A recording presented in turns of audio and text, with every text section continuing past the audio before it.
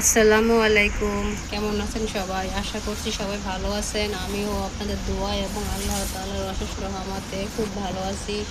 তো চলে আসলাম আরেকটা ব্লগ ভিডিও নিয়ে। এই যে এগুলা দেখতেছেন না, এটা হচ্ছে তালের রস। আমার মা হলো গ্রামের থেকে পাঠাইছে।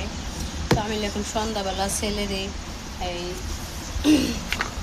নাস্তা বানায় দিব। তো কী দিব চিন্তা করতেছি, তো ভাবলাম ফ্রিজে তো আমার তালের রস আছে, তাহলে ওইটা দিয়ে আমি আমার ছেলেকে পিঠা বানিয়ে দিই। তো এই তো নামাইছি আর অনেক আগেই, বরফ ছিল, বরফটা গলে গেছে। এখন আমি পিঠা বানাইবো, ওই জন্য আমি এখন চিনি আর তাল একসাথে মিক্স করতেছি। তো আমার ভিডিও যারা যারা দেখেন নাই সবাই দেখবেন, যারা যারা এখনও সাবস্ক্রাইব করেন নাই প্লিজ সাবস্ক্রাইব করে দিন, আর আমার পাশে সবাই থাকেন, আমি যেন সামনে আগাইতে পারি।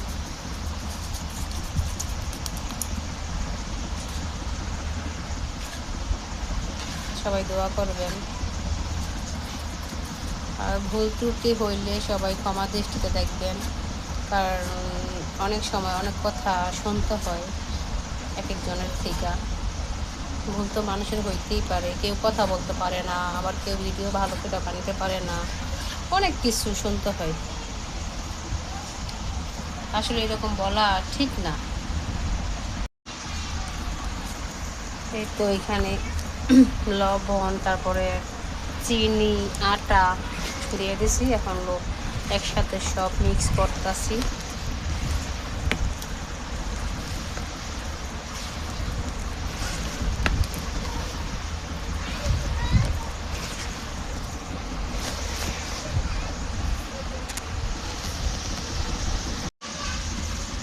এই তো একবারে গোলা কমপ্লিট হয়ে গেছে, মিষ্টিও ঠিক আছে, লবণও ঠিক আছে, সব ঠিক আছে। এখন চুলায় চলে যাব ভাজতে।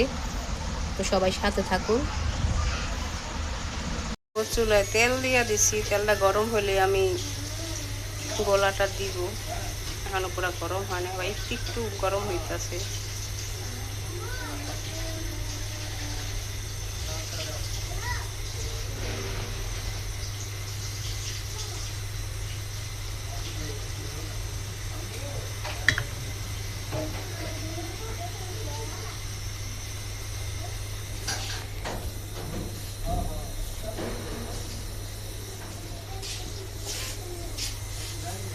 বিসমিল্লাহ।